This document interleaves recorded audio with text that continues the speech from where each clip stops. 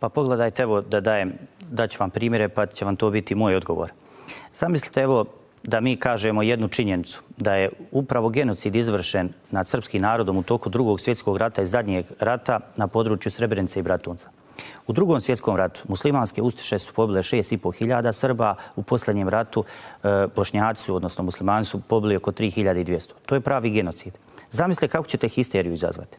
Zamislite da kažemo da je na zastavi Albanije, da je to grb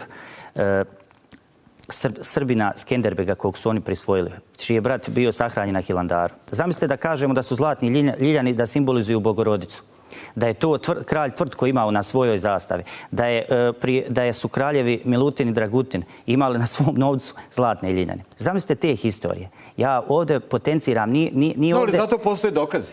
To je zaista tako. Ajte vi dokažite, pogledajte, mi nemamo trenutno blagonaklonost ni međunarodne zajednice, to će izazvat ćete milion